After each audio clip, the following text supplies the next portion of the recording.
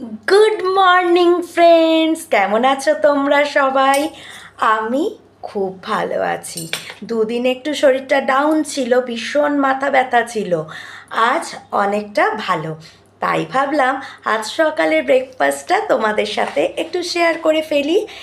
দেখো, শীত যাচ্ছে যাচ্ছে, গরম প্রায় আমাদের দোরগোড়ায় অনেকটাই এসে যাচ্ছে।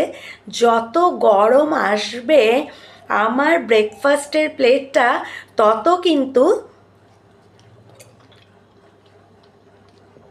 বিভিন্ন ফলে সেজে উঠবে।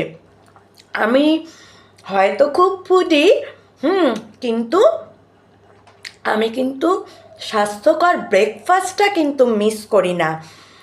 মানে সকালের ব্রেকফাস্টটা আমার কিন্তু ভীষণ হেলদি করাটাই আমি পছন্দ করি।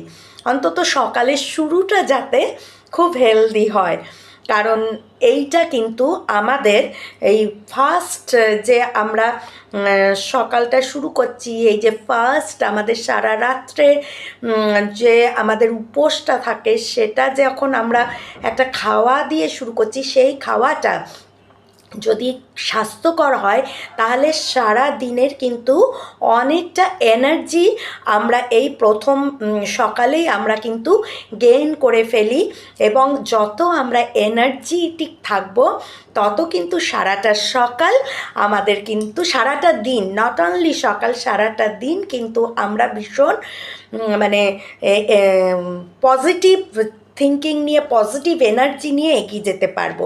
তাহলে দেখো আজকে আমার ব্রেকফাস্ট প্লেটে কি কি আছে।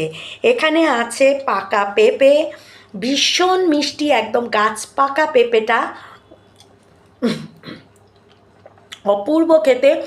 পেঁপে কিন্তু আমার খুব বিশেষ পছন্দের ফল নয়, কিন্তু এটা আমি আমার শরীরের জন্য খাই, অ্যাজ এ মেডিসিন।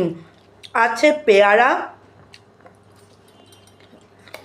মানে এগুলোর যে কত পুষ্টিগুণ, স্বাস্থ্যকর, সে তো আর তোমাদের বলে দেওয়ার অপেক্ষা রাখে না। সারা শীতকালে আমি আদার্স কিছু ফল খাই না খাই, আমি কিন্তু প্রচুর পরিমাণে লেবু খাই। লেবুটা কিন্তু আমার ব্রেকফাস্ট প্লেট থেকে কোনো দিন বাদ যাবে না, আমি যাই খাই লেবুটা আমার থাকবেই থাকবে। আছে কমলা লেবু, আর সাথে দেখো এটা কিন্তু আমি খাচ্ছি একটা প্রোটিন শেক। আমার কাছে রয়ে গেছে, কিন্তু আমার